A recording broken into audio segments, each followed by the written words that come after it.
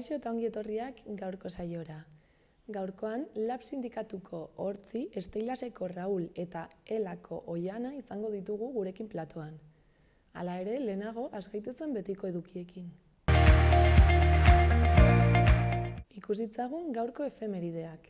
1922ko azaroaren 18an, Marcel Proust idazle frantziarra hil zen.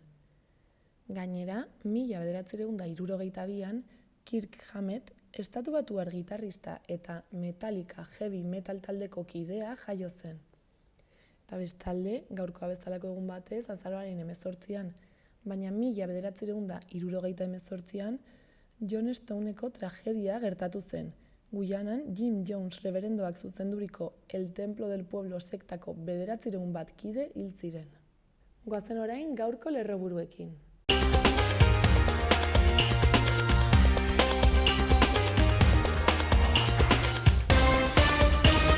Arratsaldeon eta ongi etorri bertan berri albistegira, gaur azaroaren 18 osteguna, hauek dira Iruñerriak eta Nafarroak utzitako albiste nagusienak. Nafarroko gobernuak 2021ko kirol merezimenduaren urrezko domina eman die Aimar Olaizola pilotari ohiari eta Juan Carlos Unzue futbolari ohiari. 325 adingabe eta gazte harrera famili baten zain daude Nafarroan. Osasun departamentuak maskara erabiltzeko eta prebentzia zorrozteko deia egin du, kasuak eta ospitaleratzeak ugaritu egin baitira. Naiz eta Nafarroko gobernuko alderdi politikoek edo gobernu hau parlamentuan babesten dutenek ituna betetzeko konpromiso hartu, legegintzaldiaren hasieran ezarritako neurrien ondoren, Hezkuntza departamentuak ez du behar den interesik erakutsi akordio horren gainerako puntuak garatzeko salatu du Steilas sindikatuak. Nukleoko Comisión de Personalak deituta, Lab, AFAPNA, ELA, UGT eta Comisiones Obrerasek elkartaratzea eginda basozainen plantilla handitzea exigitzeko. Arrotxapeak badu bidegorriaren iparrego ardaz bat hiriaren erdigunea eta udal mugartearen muga lotzen dituena Bernardino Tirapu kalean zehar. Kirol errendimentuko programetarako 680.000 euroko laguntzak deitu dira. Como boca de pez interrogante liburua aurkeztu du Elkar liburu dendaren egoitzan Itziar Antzin idazleak.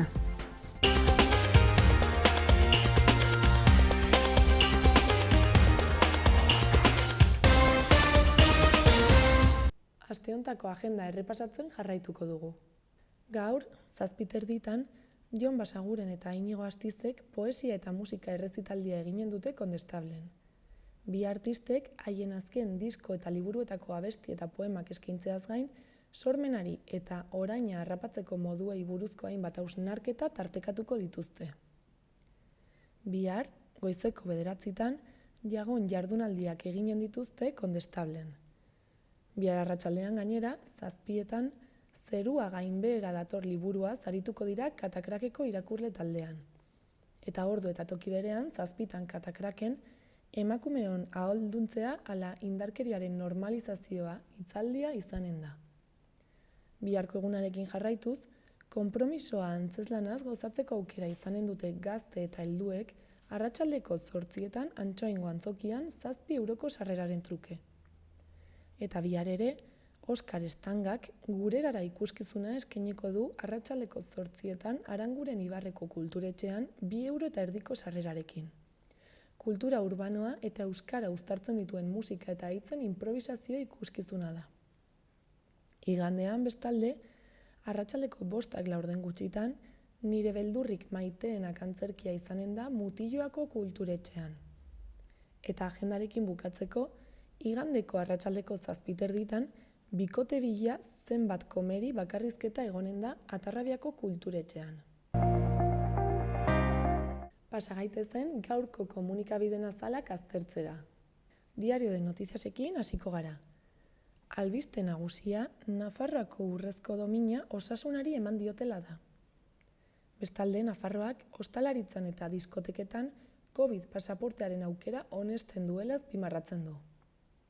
Horretaz gain, UPNek indarkeriaren beste biktimen familiei barkamena eskatu diela jasotzen du azal honek. Gai aldatuz, hau denasak ez duela bere irabaziaren lehen 17 milioiengatik tributatzen jakinarazten du. Eta bukatzeko, Nafarroak 2023-2027ko NPB-ren funtsetan ez duela murrizketarik jasango aipatzen du. Diario de Navarrara pasako gara. Titularra, Nafarroan kulturarako, ostalaritzarako eta diskotekarako COVID pasaportea eskatzea aurreikusten dela da. Argazkiaren bidez, osasunari urrezko domina eman diotela erakusten du. Horretaz gain, Iruñean sareko akatsek bezeroak merkataritza bonurik gabe uzten dituela aipatzen du. Gainera, Zabalza 2025 arte lehendakari izango dela nabarmentzen du. Bestalde, kirol merituaren urrezko domina Aimar Olaizola eta Juan Carlos Unzuerentzat izan dela jakinarazten du Azalonek. Eta azkenik, injertoaren errege kopako ametsa amaitu dela jasotzen du, Utriasen aurka erori ondoren. Gararekin jarraituko dugu. Nafarroako Osasun Publikoaren eta Lan Osasunaren Institutuak ziuetan amaitzeko arriskua duten 400 pertsona zenbatzen dituela dio titularrak. Argazkian aldiz, Bruard eta Muguruza Espainiako gobernuaren egoitzaren gainean erakusten ditu.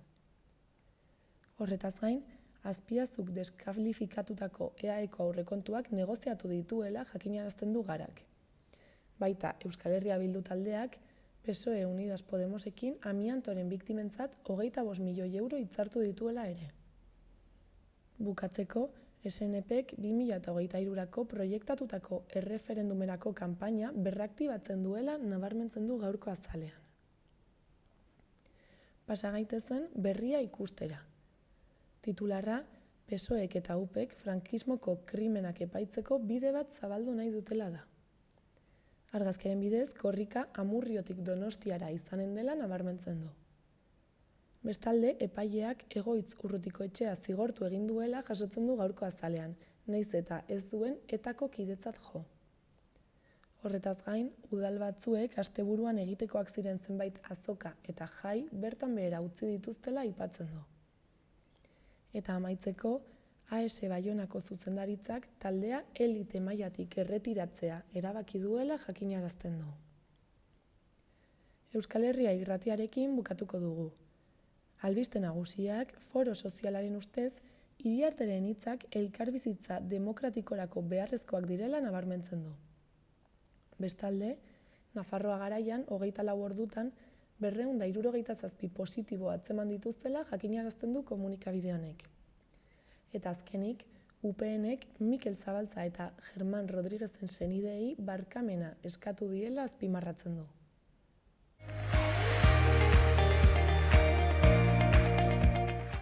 Joan gaitezen orain, gaurko eta biharko eguraldien iragarpenak ikustera. Gaur argitzera egingo du. Goizean goiz hala ere zerua oso hodeitsu egongo da. Goizak aurrera egin ahala ostarte zabalak irekiko dira, eta zerua hodei gutxirekin edo oskarbi geratuko da arratsaldean eta gauean. Ipar ekialdeko haizea ibiliko da. Temperatura maksimoak igo egingo dira, baina hala ere 14 graduren azpitik geratuko dira Kantauri isurialdean eta 10-12 graduren bueltan hegoaldean. Temperatura minimoak jaitsi egingo dira, eta eguneko azken orduetan neurtuko dira. Eta bihar, eguraldi egonkorra eta eguzkitsua izango dugu. Zerua hodei gutxirekin edo oskarbi egongo da leku gehienetan. Barnealdean lainoguneak sortuko dira, eta baliteke zenbait lekutan eguerdira arte ez jasotzea. Ekialdeko haize suabea ibiliko da. Temperatura maksimoak nahikoa igoko dira. Kostaldean 16-17 gradu inguruko balioak espero ditugu, eta barnealdean 13-15 gradu artekoak. Temperatura minimoak jaitsi egingo dira, eta barnealdeko zenbait lekutan izotz txikia egin dezake.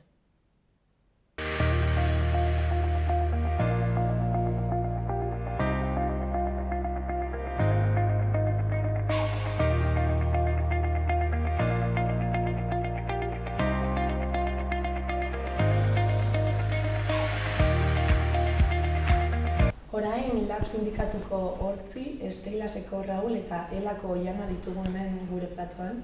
Kaixo irukote? Kaixo, egunon. Zer moduz? Ongi. Ongi? Lanpetuta azken moda da, nada? Bueno, tira, bai. Bai. Beti badu aldarrikatuko zerbait, eta orduan seinale, ez dakit, txarra edo ona, baina nintzen bade hortarako. Bueno, eta momentu hauetan, hezkuntzako funtzionarioen prestakuntza euskaraz izan dadin nolabait aldarrikatzen edo eskatzen zabiltzate, eta agerraldi baten entzen duten hori aldarrikatzeko. Bai, kontua da, ja duela 3 urte, halako egoera batean, 3 sindikatuk salatu genuen formazio saio hauek ez direla euskaraz egiten, guztiz. Baina, oraingo hontan, praktikaldia dauden funtzionari hauek aurreratu zaizkigu apurtxo bat, eta gurekin kontaktuan jarri dira, eta guk bideratu dugu berriro ere kontu hau. Kontua da, jaso bar zituzten prestakuntza saioak, funtzionario praktikaldiotakoak, hasiera batean 3 erderaz planteatzen zituztela, gero kexak egin genituen, eta orduan lehenbizikoa lan arrisku prebentzioena erderazkoa mantendu zuten, eta gainerantzeko biak euskeraz emateko konpromezu hartu zuten. Eta orduan praktikaldiko funtzionario hauek sinadura bilketa bat egiten hasi ziren, praktikaldi ikastaro guztiak euskaraz izan zitezen. Eta guk honi nolabait ere sinadura hauek bildu ditugu eta hezkuntza departamentuan aurkeztu ditugu. Orduan, arazo hau noiztik dator? Pues beti danik. Bai, beti danik ez da berria, bai. Gainera hezkuntza departamentuak argudiatu du prestakuntza hori euskaraz izango duela eman, ez dakalako mediko euskaldunik, baina hori da arazo hau ez da sortu orain. Praktikako irakasleek beti egin behar izan dute prestakuntza eta beti egin behar izan dute erderaz, eta gure aldarrikapenak ere betikoak dira. Orduan bada garaia, berak ere bere etxeko lanak egiteko, bai. Eta, agian aurten, irakasle horien laguntzarekin, elkarren arrimon, irakasle horiek eta gu 3 sindikatuak egin dugu salaketa publikoago bat, bai. Baina arazoa beti egonda eta salaketa hezkuntza departamentuak beti dani jaso izan. Igual, lehenbiziko aldia da, honen inguruan mobilizazio bat egiten dugula, ez? Baina protesta eta eskaria beti egonda. Hora, eta zenbat sinadura jaso dituzu edo? Egia esan ez gara, ez ditugu kontatu, bai? Bai, guk aurkeztu baino ez ditugu egin, baina, desente dira, praktikaldien dauden funtzionario euskaldun hauek aurkeztu dituztenak. Bai, eta guretzat hori kopurua baino garrantzitsuagoa da ekintza bere, salatu nahi dugun ekintza hau, ez? Baina ere igual pixka bat gero igual Raul aipatuko zu, ez dela bakarra gertatzen praktiketako funtzioa. Bai, eta kontuan hartu behar dugu, hau hasi da gehiago nik uste dut hasierako nukleoa sinadurak biltzeko, eta hasi ziren euskara hizkuntza eta literaturako irakasleak, ez? Horiek berariazko prestakuntza beti jasotzen dutelako euskaraz, logikoa denez gero. Baina, pentsatu behar dugu beste arlo batzuetan ez dela horrela izaten, eta batzuentzat, adibidez, lanbide heziketako espezialitate batzuetan ikusi dute dena gaztelaniaz dagoela, eta hori da betikoa, ez? Orduan alde horretatik sorpresa handirik ez dute hartu, ez? Orduan, hori da kontua, eta gainera pentsatu behar dugu beste gauza bat, eta da, praktikaldian daudela eta normala denez gero, pixka bat bildurtuta daude baita ere, praktikaldi normalean ez da izaten inongo problemarik, praktikaldia bukatzen da eta karrerako funtzionario bilakatzen dira, ez? Baina beti egoten da, bai ez, eta orduan sinadura horien artean ez daude guztiak, ez? Baina, desente bildu genituen. Eta pixka bat hau agian kokatzeko marko zabalago batetan, ez? Nafarroan behin-behineko kontratazio zerrendak badaude bi hizkuntzetan segregatu, hizkuntzen arabera segregatu, euskarazkoak eta gaztelaniazkoak. Gu 3 sindikatuen borondatearen kontra, bai? Eta berdin gertatzen da oposaketa sistemekin. Espezialitate bat ateratzen da euskaraz eta ateratzen da gaztelaniaz. Orduan, hautagaiek bi aldiz egin behar dute inskripzioa, bi aldiz ordaindu behar dute tasa, eta bi aldiz egin behar dute prozesu guztia. Gainera, 2017ko foru lege baten bidez, foru lege hau azpimarratu nahi dut, PSNek aurkeztu zuen eta UPN eta Izquierda Ezkerraren aldeko bozkekin onartu izan zen. Foru lege honen arabera, edo honengatik, hautagaiek egin behar dituzte azterketak klaseak emango dituzten hizkuntza hortan. Baina hau bakarrik gertatzen da Nafarroan eta gertatzen da 2017 bukaeratik ona, bai? Gainerako erkidegoetan gaztelaniaz ere egin ditzakete azterketak. Orduan, kontraesankorra da hizkuntzak irakaslei ezartzen dizkigun exigentzia guzti hauen aurrean, bai, gero berari etxeko lanak egitea tokatzen zaionean, gai ez izatea holako formakuntza bat euskaraz emango duen persona aditu bat topatzen. Bai, eta gainera hau urtez urte luzatzen. Bai, kontua da ez dela gainera gauza, oposaketak 2 urtean behin edo 2 urtean lehen hezkuntza eta bigarren hezkuntza hartuta urtero egoten dira. Orduan, litzateke administrazioa sorpresa hartu beharko lukeen gauza bat, esan nahi dut, haiek aurreikusi dezakete. Eta hoianak aipatuen ditutik hortik tiratuz ere, esatea hori haien legea ere ez dutela betetzen. Jakin badakigu, Nafarroan euskaldunak eskubideak, gure eskubideak sistematikoki urratzen direla, gutxienez, eurak egin dituzten legeak, eurak ere ez badituzte betetzen, eta ari naiz gobernuaz, hori salagarria da. Aitzakia hartzen dute, eta hemen dago arazoa, prebentzio de riesgos laborales delakoa, horretan, ez omen dutela teknikari euskaldunik, eta hori ez da egia. Aislab sindikatuak proposatu ditu izen batzuk, eta administrazioak entzun gore egin du.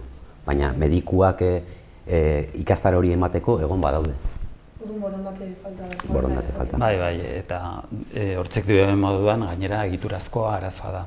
Gainera hemen badago beste kontu bat, eta batzutan aipatu egiten dute, ez? Irakasle guztiak elebidunak direla, gaztelaniaz ongi dakitela, baina hori da arazo hori nolabait saihestea eta disimulatzea. Zer irakasle horiek gero bere lana egin behar dute euskaraz. Eta orduan, hor agertzen den hiztegi guztia edo material guztiak haien klasetara, haien jardunera eramatea zaila da, ez? Alderantziz erresagoa da, hau da, jaso ezkero hizkuntza gutxiagotuan eta hizkuntza nagusiera eramaten baldin baduzu, normalizatuago dagoenez, erresagoa izaten da hori. Eta gero ikusi behar dugu, baita ere, prestakuntza maila orokorrean hartzen baldin badugu, euskaraz eskaintzen dena beti da oinarrizkoena, bai? Eta maiz kontzentratzen da Lekarozen, Lekarozko ILS-etan, kapen, eta Iruñerriko honetan deus gutxi edo Lizarrakoan edo Tafailakoan bat ere ez? Eta hor ere beharrak daude. Bai, izan ere, eskaintzen den prestakuntzatik 16,5 bakarrik da euskaraz, eta 80% gaztelaniaz. Izugarria da, bai? Eta horrek 16,5 noski ez ditu asetzen euskal irakasleen beharrak, bai? Prestakuntza beharrak. Orduan, salatu genuen hau ere, bai? Eskatu genuen euskarazko ikastaren eskaintza zabalago ere eskaintzea. Eta hortzik esan den bezala, sinadurak aurkezteaz gain, erregistratzeaz gain, eskatuko dugu bilera bat prestakuntzaren eta kalitatearen atalburuarekin. Ea egoera hau bideratu daitekeen eta hori errespetatu daitezkeen Nafarroako irakasle euskaldunen hizkuntza eskubide hauek. Claro, ikusten dugu, hau dena goitik datorrela, ez? Hor erabaki politikoak daude, aurreko legegintzaldian aurrerapen batzuk egin ziren eta ikusten dugu honetan atzera pausoak jasaten ari garela, ez? Eta honek guztionek ze ondorio ditu, ez? Bai funtzionario guntzat, eta gero agian ikasleentzat ere nolabait ondorioak ditu honek. Lehen aipatu dugun bezala, irakasle horiek aprobetxatuko dute prestakuntza hori hobekien klaseak emango dituzten hizkuntzan. Hola errazagoa orduan, ikasleengan, azkenean irakasleek egiten dute lan hori, euskaldunak elebituna garenak euskara gaztelaniaz beti dena itzuli egin behar dugu, baina guazen normalizatzera hemen euskara ere, eta gure eskubideak. Orduan, honek dakarren ondorioa beti bezala da gainkarga irakasle hauentzat. Berdin oposaketak prestatzerakoan, gaitegiak ere itzuli egin behar dituzte, azterketak bikoiztu dena da gainkarga, eta guazen errespetatzera hizkuntza eskubide hauek, Claro, zuk prestakuntza irakatsi behar duzun hizkuntzan jasotzen bali baduzu, lan gutxiago daukazu. Itzulpen eta egokitze lan hori, ez? Hori ikusi dugu, adibidez batzuei tokatzen zaiela lanbide heziketako ziklo berri bat ematea euskaraz, eta lehenbiziko urtea izugarria izaten da, ez? Hor itzuli eta ez bakarrik itzuli eta moldatu, ez? Eta prestatu eta egokitu. Ze batzutan lan hori ere egin behar dute gaztelaniaz, baina asko ere gutxiago. Bueno, ez dugula azken finean zertan horrela ibili beharrik eta gure eskubideak direla, eurek arauak eta horra jarri dituzte, eta gobernuari legea betetzea tokatzen zaio. Eta momentuz, Ez, eta jende prestatua egon badagoela, EAen, Euskal Autonomia Erkidegoan, hortan ere hutsuneak badaude, adibidez lanbide heziketan, baina askoz ere gehiago egiten da. Orduan, profesional euskaldunak prestakuntza hori emateko modukoak direnak egon badaude, baina kontratatu egin behar dira. Eta momentuz jaso duzu nolabaiteko erantzunik edo, aipatu duzu ez bilduko zaretela? Erantzun orain arte jaso duguna izan da ezezko borobila, baina horregatik gaude hemen, ez? Horregatik astelehenean egin genuen salaketa publikoa, horregatik gaude gaur hemen, horregatik eskatu dugu bilera, arazo hau lehenbailen konpontzeko. Eta izan duten agerraldi horretan, babestuak sentitu zineten? Gu sentitzen gara babestuak, ez bakarrik Nafarroko irakasle euskaldunen gandik, oro har hizkuntzak errespetu dituzten guztien gandik, eta horrek ematen dugu nahiko indar aurrera jarraitzeko, bai. Gero, hezkuntza departamentuak ez duela babesten, hoi da ez. Berak egin beharko ditu bere irakurketak, bere etxeko lanak eta zergatik ez. Zerren beldur direnez, baina, eskatzen ari garen ez, da beste munduko zer. Eta lehen aipatu duguna, ez, ekimen hau hasi zen ikastetxetan. Ikastetxetan hasi ziren irakasleak haien artean, sare sozialak erabilita, ez, bilduko ditugu sinadurak eta gero hori guregana etorri zen. Nahiz eta guk lan hori lehenago lehendik egina genuen, baina horregatik erabaki dugu hain zuzen ere mobilizazio publikoa egitea. Behitik gora etorri den mugimendua izan baita. Eta aipatu duzu ez, momentuz ezetzak jasotzen zabiltzatela, eta horrela jarraituz gero ezakitze ze asmo dituz edo zeintzuk izango lirateke hurrengo pausua, zentzu honetan. Igual mobilizazio. Bueno, ez dugu ezer deskartatzen, baina, ez dakit berriro errepikakora izan daiteke, baina, jarraituko dugu Nafarro gobernuari eta hezkuntza departamentuari bere konpromezuak eta bere arauak bete ditzatela. D-ereduko irakasleak euskaraz oposaketa egin behar badute, koherentea da, edo izan beharko luke, eta gainera haiek modu naturalago batean hizkuntza horretan moldatzen baldin badira, euskaraz izan behar du praktikaldia, praktikaldiko formazioa euskaraz izan behar da guztiz, besterik ez. Eta gero bestetik gaudela euskarazko eskaintza ea handitzen den, ez? Adibidez, ikusten dugu lanbide heziketa ziklo batzuk edo familia profesional batzuetan euskarazko eskaintzarik ez dela existitzen. Lizarra bezalako toki edo zonalde batean ez dela deus ere eskaintzen euskaraz, nahiz eta euskaraz ikasten dutenen ikasleen kopurua gero eta handiagoa izan, ez? Edo handia da ja aspaldidanik. Eta edo zer gertatzen den arte eskolan, edo kontserbatorioan, A-ereduari dagokionez, eskola batzuetan, eskola publiko batzuetan eta itunpeko batzuetan ez da eskaintzen, ez da A-eredua ere. Orduan, badira gauza asko, hori diotz, pilpilean dagoen euskara bizi berritzeko plan berri horretan, besteak beste aipatzen zen, gutxienez Nafarroko ikasle guztiek izatea A-ereduko prestakuntza gutxienez. Eta badakigu hori gutxi dela, baina gutxienez hori. Eta ja atera da kontseilaria esanez, ez hori ez dela izanen, eta baina gutxienez ikastetxe guztietan horrelako eskaintza bat izatea begira ze gutxi eskatzen dugun. Alde horretatik ez, gure alitzateke, Nafarroko ikasle guztiek euskaraz ongi moldatzea eta horretarako badakigu ezinbestekoa dela murgiltze eredua. Baina gutxieneko horretan eta pausoka jaten baldin gara hori litzateke ez. baina nik usten dugu zein den, Jimenok ja kontseilaria izan baino lehen, zenolako adierazpenak egiten zituen, eta PSN-ren politika oro har zein izan den, naiz eta koalizio gobernu batean egon. Bai, beraz aldarrikapenak ehunka dazkagu gai honen inguruan, bai, eta ez bada gai konkretu batengatik gai konkretu asko daude denak zaku berean sartzen direnak aldarrikapen orokor berean, bai, eta jarraituko dugu, bai, honen inguruko salaketak eta aldarrikapenak egiten. Adibidez, hurrengo astean, ja horren berri izanen duzue, baina lanbide heziketarekin zer ikusia duen gai batekin berriz ere kalera aterako gara. Badaude ez, gauza asko ere salatzeko. Bai, zoritxarrez, bai. Aipatu duzue atzera pausoak ez, ematen ari direla pixkat.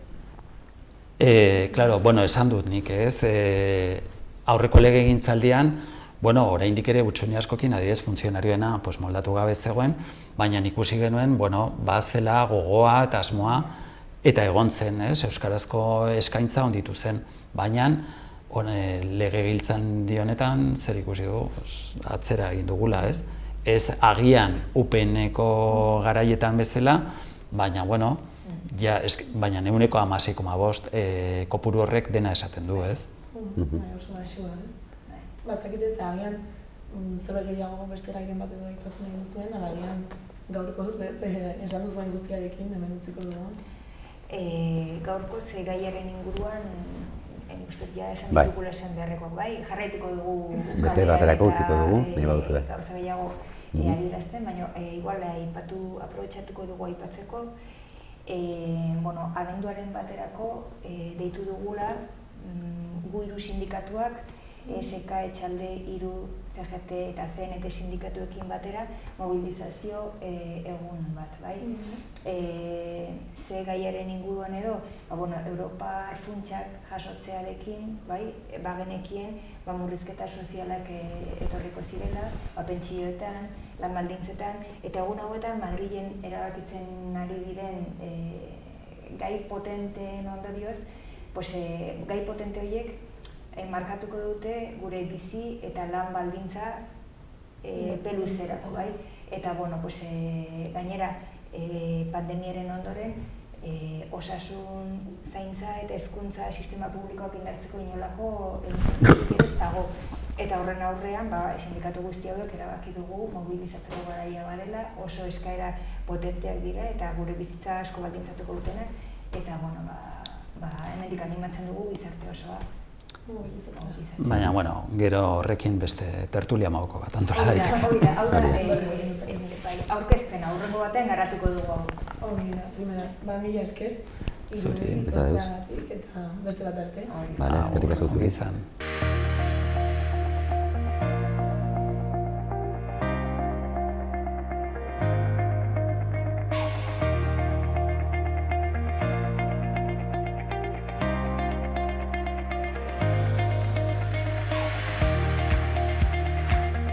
Udalerrietako albistetara pasako gara.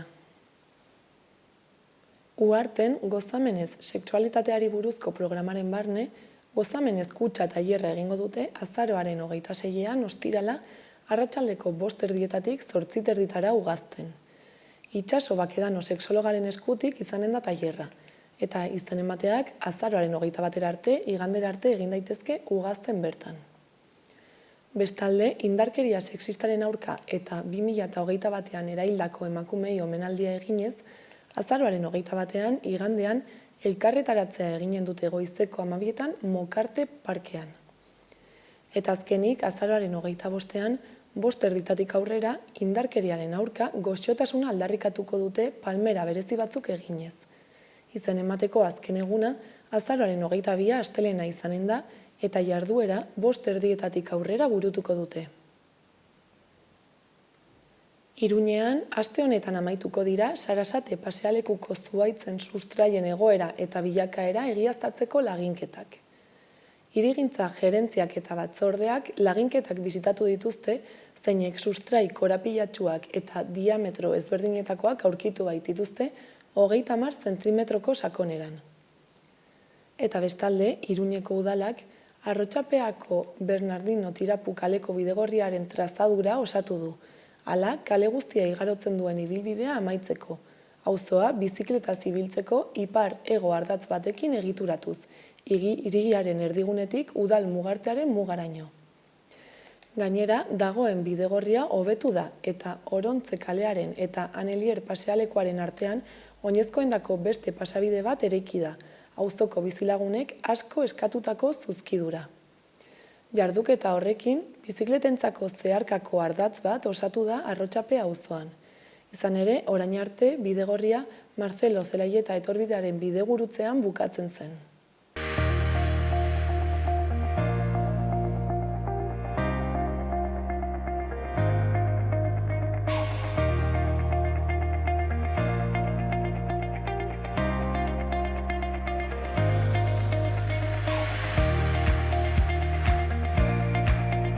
Beno ba, gaurkoz, hau izan da guztia. Mila esker horregoteagatik eta bihar arte. Gobierno de Navarra. Nafarroako gobernua.